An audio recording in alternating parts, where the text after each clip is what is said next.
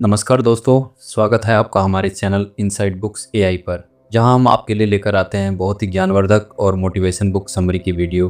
अगर आपको किताबों से प्यार है तो हमारे चैनल को सब्सक्राइब ज़रूर करें और पास में बने घंटी की बटन को दबाकर ऑल पर क्लिक करें, जिससे आने वाले नए वीडियो की जानकारी आपको मिले सबसे पहले।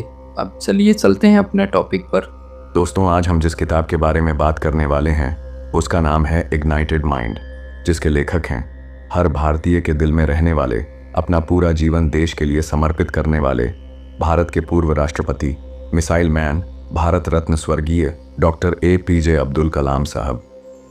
तो दोस्तों, उनकी इस बुक की समरी पूरी देखें और ध्यान से देखें, क्योंकि उन्होंने बहुत ही प्यारा सपना देखा था हमारे भारत को महान बनाने का, जिसको उन्होंने इस किताब में लिखा है। आज हम आपके लिए कलाम साहब जी का वही सपना लेके आए हैं, तो वीडियो को लास्ट तक ज़रूर देखें और कलाम साहब को श्रद्धांजलि देने के लिए वीडियो को लाइक करें। आप कलाम साहब को कैसे याद करते हैं हमें कमेंट में ज़रूर बताएं। तो चलिए शुरू करते हैं इस बुक समरी के वीडियो को chapter by chapter. Chapter 1, the dream and the message, सपना और संदेश। वीडियो शुरू होती है डॉक्टर कलाम की आवाज़ की तरह एक भावपूर्ण नैरेशन से। जब सपनों में जान हो तो वे जिंदगी बदल सकते हैं। मैं भी एक ऐसा सपना लेकर निकला था, भारत को महान बनाने का सपना। इस अध्याय में डॉक्टर कलाम हमें एक यात्रा पर ले जाते हैं, लेह लद्दाख की यात्रा। वहाँ एक हादसे में मर चुके बच्चों के साथ हुए संवाद की कहानी वो सुनाते हैं, लेकिन ये संवाद असल में हमारे दिल को झकझोर देता है। वो कहते हैं, उन मासूम आत्माओं ने मुझसे पूछा, भारत क्यों नहीं महान बन पा रहा है। यहाँ एक महत्वपूर्ण बात उभरती है। भारत के पास संसाधन है, टैलेंट है, इतिहास है, लेकिन क्या है जो हमें रोक रहा है। कलाम साहब का मानना है कि हमारे सोचने का तरीका ही सबसे बड़ी दीवार है। जब हम खुद पर विश्वास नहीं करते, तब हम अपनी असली ताकत खो देते हैं। इस चैप्टर में एक बहुत ही इमोशनल मोमेंट आता है, जब कलाम जी कहते हैं कि उन्होंने 10 साल के बच्चे से पूछा, तुम क्या बनना चाहते हो। बच्चे ने जवाब दिया, मैं राष्ट्रपति बनना चाहता हूँ। और उसी पल कलाम को लगा कि यही आग अगर हर बच्चे के दिल में हो तो भारत को रोकना नामुमकिन है। इस अध्याय का मूल संदेश है, सपने देखो और उन्हें सच्चा बनाने की हिम्मत भी रखो। मेन टेकअवेज, महानता का सपना हर नागरिक के अंदर होना चाहिए। आत्मविश्वास और सोचने के तरीके को बदलना होगा। युवा भारत की सबसे बड़ी ताकत है। हर सपना तभी सच होगा जब हम एकजुट होकर देश के लिए सोचेंगे। Chapter 2, visionaries of India, Bharat के दूरदर्शी महानायक। अगर चाणक्य की रणनीति ना होती, अगर विवेकानंद का आत्मबल ना होता, अगर गुरु नानक की करुणा ना होती, तो क्या हम आज के भारत की कल्पना कर सकते थे। इस अध्याय में डॉक्टर APJ अब्दुल कलाम हमें याद दिलाते हैं कि भारत सिर्फ एक भूभाग नहीं है, बल्कि ये एक संस्कारों और विचारों की धरती है। इस भूमि ने ऐसे महापुरुषों को जन्म दिया जिन्होंने न केवल हमारे देश को रास्ता दिखाया, बल्कि पूरी दुनिया को रोशनी दी। कौन कौन हैं ये विजनरीज। स्वामी विवेकानंद, उनका विश्वास था कि उठो जागो और तब तक मत रुको जब तक लक्ष्य न प्राप्त हो। कलाम जी मानते हैं कि विवेकानंद की बातें आज के युवाओं को अंदर से झकझोर सकती हैं। महात्मा गांधी, जिन्होंने बिना हथियार के एक साम्राज्य को हिला दिया, उनका सत्य और अहिंसा पर अडिग रहना हमें यह सिखाता है कि विचारों की ताकत सबसे बड़ी होती है। चाणक्य, उनके पास जो दूरदृष्टि थी, उसी के कारण मौर्य साम्राज्य खड़ा हुआ। उनका प्लानिंग और लीडरशिप का तरीका आज भी मैनेजमेंट की किताबों में पढ़ाया जाता है। गुरु नानक देव, संत कबीर, तुलसीदास और डॉक्टर अंबेडकर, सभी ने भारतीय समाज को दिशा दी, चेतना दी और इंसानियत को ऊंचाई दी। भावनात्मक पहलू। इस अध्याय में डॉक्टर कलाम एक बात बहुत मार्मिक ढंग से कहते हैं, हमारी शिक्षा प्रणाली में ये महापुरुष किताबों के चैप्टर बनकर रह गए हैं, लेकिन असल में ये भारत की आत्मा है। वे सवाल करते हैं, क्या हमने अपने बच्चों को ये सिखाया कि विवेकानंद की आग क्या थी। क्या गांधी के डर को हराने वाले साहस को जिया है। डॉक्टर कलाम कहते हैं कि अगर हम इन महान लोगों के विचारों को आत्मसात कर लें तो हम एक बार फिर से भारत को विश्व गुरु बना सकते हैं। मेन टेकअवेज, भारत हमेशा से विचारों और मूल्यों की धरती रहा है। विजनरीज ने रास्ता दिखाया है, अब हमें चलना है। युवाओं को सिर्फ टेक्नोलॉजी ही नहीं, इतिहास से भी प्रेरणा लेनी चाहिए। महानता सिर्फ एक लक्ष्य नहीं, बल्कि सोचने का तरीका है। चैप्टर 3, यूथ पावर, युवा शक्ति, भारत की असली ताकत। जब देश के युवाओं में सपना देखना बंद हो जाए तब समझो देश सो रहा है, लेकिन अगर वो जाग जाए तो इतिहास बनता है। डॉक्टर एपीजे अब्दुल कलाम का मानना था कि भारत की सबसे बड़ी ताकत उसकी युवा पीढ़ी है। भारत एक ऐसा देश है जहां 65% आबादी 35 साल से कम उम्र की है। ये सिर्फ आंकड़े नहीं हैं, ये एक क्रांति की संभावना है, युवाओं में छुपी आग। इस अध्याय में डॉक्टर कलाम देश के अलग अलग हिस्सों में छात्रों से हुई मुलाकातों का जिक्र करते हैं। एक बच्चा उनसे पूछता है, सर, क्या मैं एक दिन भारत का प्रधानमंत्री बन सकता हूं? और कलाम जी बिना एक सेकंड सोचे कहते हैं, बिल्कुल, क्यों नहीं, लेकिन पहले तुम अपने आप पर विश्वास करो। वे कहते हैं कि युवा केवल भविष्य नहीं है, युवा ही आज हैं, और अगर उन्हें सही दिशा दी जाए तो वे देश की तकदीर बदल सकते हैं। शिक्षा और सोच कलाम जी मानते हैं कि आज की शिक्षा प्रणाली को बदलने की जरूरत है। छात्रों को सिर्फ किताबी ज्ञान नहीं, बल्कि सपने देखने और उन्हें साकार करने की प्रेरणा मिलनी चाहिए।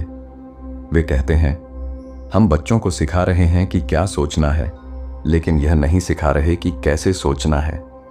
अगर युवाओं को वैज्ञानिक सोच, आत्मविश्वास और देशभक्ति से जोड़ा जाए तो वे किसी भी मुश्किल को जीत सकते हैं। एक भावनात्मक क्षण, एक गांव की बच्ची ने कलाम साहब से कहा, मेरे गांव में स्कूल है लेकिन टीचर नहीं आते, क्या मैं डॉक्टर बन सकती हूं?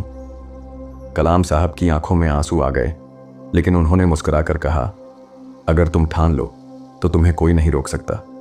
ये चैप्टर पढ़ते हुए आप महसूस करते हैं कि युवा सिर्फ जरूरतमंद नहीं है, संभावनाओं से भरे हुए बीज हैं जिन्हें सही देखभाल और मार्गदर्शन चाहिए। मेन टेकअवेज, भारत का भविष्य उसके युवाओं के हाथों में है। सही शिक्षा, आत्मविश्वास और मार्गदर्शन से युवा कुछ भी कर सकते हैं। युवाओं को सिर्फ रोजगार का साधन नहीं, राष्ट्र निर्माण का स्तंभ समझना चाहिए। जब युवा सपना देखते हैं तो राष्ट्र उड़ान भरता है। चैप्टर 4, संतों और ऋषियों से मिली सीख। जिस देश की जड़ों में ध्यान और ज्ञान हो, वहां सिर्फ मेट्रो और मिसाइल से प्रगति नहीं होती, वहां आत्मा से उड़ान भरी जाती है। इस अध्याय में डॉक्टर कलाम हमें एक अलग ही यात्रा पर ले जाते हैं, जहां विज्ञान से आगे जाकर हम आध्यात्मिक विज्ञान को छूते हैं। भारत की आध्यात्मिक शक्ति। कलाम साहब कहते हैं कि भारत की असली ताकत सिर्फ तकनीकी विकास नहीं है, बल्कि वह आध्यात्मिक गहराई है जो हमारे संतों, ऋषियों और मुनियों ने हमें दी है। वे हमें श्री अरविंदो, स्वामी विवेकानंद, संत तिरुवल्लुवर, महर्षि पतंजलि जैसे आध्यात्मिक गुरुओं की बातों से जोड़ते हैं। स्वामी विवेकानंद कहते थे, हम शरीर नहीं हैं जो आत्मा के अंदर रहते हैं, हम आत्मा हैं जो शरीर के माध्यम से अनुभव करती है। कलाम साहब इस विचार को आज के युग से जोड़ते हुए कहते हैं, अगर विज्ञान हमें बाहरी अंतरिक्ष में ले जा सकता है तो ध्यान और साधना हमें अंतरिक्ष के भीतर ले जाती है। विज्ञान और अध्यात्म का मेल। कलाम साहब खुद वैज्ञानिक थे, लेकिन उन्होंने कभी अध्यात्म को नकारा नहीं। वे मानते थे कि आध्यात्मिकता और विज्ञान दोनों मिलकर ही इंसान को पूर्णता की ओर ले जाते हैं।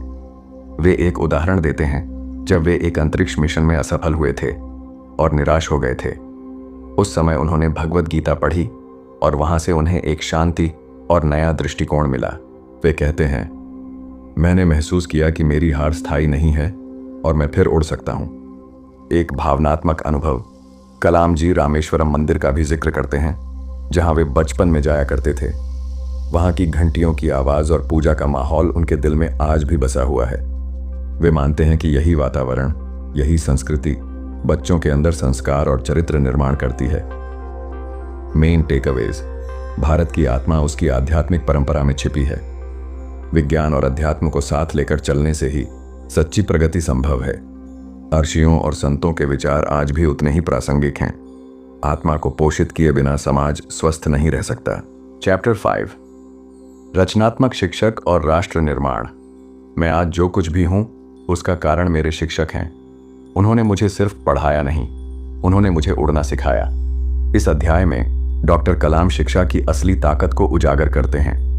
वे कहते हैं कि अगर एक अच्छा टीचर किसी स्टूडेंट के जीवन को बदल सकता है तो ऐसे लाखों टीचर मिलकर देश की तकदीर बदल सकते हैं। कलाम जी के अपने शिक्षक। इस अध्याय में एक बहुत ही भावुक किस्सा है। डॉक्टर कलाम बताते हैं कि उनके स्कूल के एक टीचर थे, श्री शिव सुब्रमण्यम अय्यर। एक दिन उन्होंने कक्षा में पक्षियों की उड़ान पर बात की। लेकिन जब कलाम ने पूछा, सर क्या मैं इसे खुद देख सकता हूं, तो वे तुरंत उन्हें समुद्र किनारे ले गए और पक्षियों की उड़ान को दिखाया। कलाम जी लिखते हैं, उस दिन मैंने सीखा कि सिर्फ किताबें ही शिक्षा नहीं होती, अनुभव भी सिखाते हैं। शिक्षक का असली रोल, कलाम साहब मानते हैं कि रचनात्मक शिक्षक वही है जो स्टूडेंट के अंदर छिपे टैलेंट को पहचानता है, उसे विश्वास दिलाता है और सोचने की आज़ादी देता है। वे कहते हैं, सच्चा शिक्षक वो है जो खुद भी सीखता है और अपने छात्रों को सोचने के लिए प्रेरित करता है। कलाम साहब इस बात पर भी जोर देते हैं कि शिक्षकों को सिर्फ सिलेबस खत्म करने वाला ना समझा जाए, उन्हें नेशन बिल्डर्स की तरह तैयार करना चाहिए। एक मार्मिक पल, कलाम जी एक गांव की कहानी सुनाते हैं जहां एक टीचर ने गरीब बच्चों के लिए अपनी सैलरी से स्लेट और किताबें खरीदी। जब उनसे पूछा गया कि आप ये क्यों कर रहे हैं, तो उनका जवाब था, इन बच्चों में भारत का भविष्य दिखता है। मैं सिर्फ पढ़ा नहीं रहा, मैं एक सपना जिंदा रख रहा हूं। यह लाइन सीधी दिल में उतरती है। मेन टेकअवेज, शिक्षक सिर्फ नौकरी करने वाले नहीं, राष्ट्र निर्माता हैं। रचनात्मक शिक्षक बच्चों को सोचने, कल्पना करने और उड़ने की शक्ति देते हैं।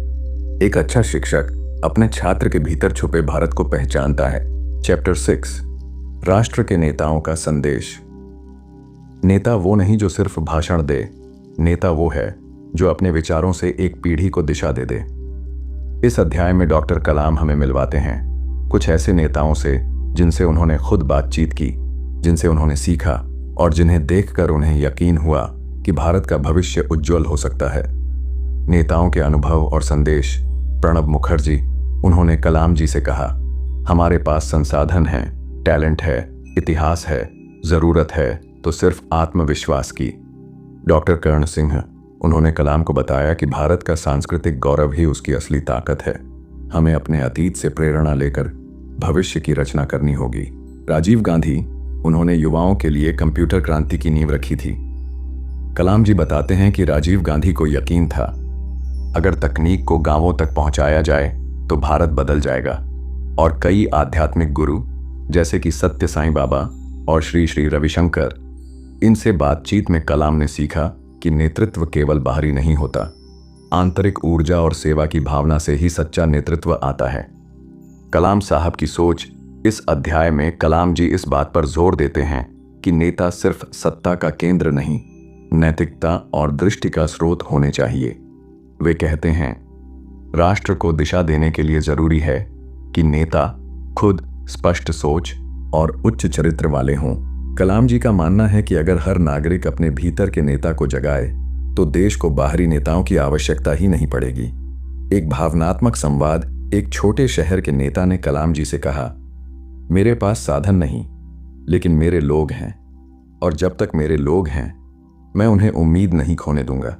इस एक वाक्य ने कलाम जी को भीतर तक छू दिया। Main takeaways. सच्चे नेता प्रेरणा देते हैं, डर नहीं। नेतृत्व केवल पद से नहीं, दृष्टि और सेवा से आता है। भारत को नए युग में ले जाने के लिए नैतिक और दूरदर्शी नेताओं की आवश्यकता है। हर नागरिक को अपने भीतर नेतृत्व के बीज बोने होंगे। चैप्टर 7, राष्ट्र को सशक्त बनाना। अगर 130 करोड़ लोग सिर्फ 1 मिनट के लिए भी सोच लें कि देश को कुछ देना है, तो भारत को कोई नहीं रोक सकता।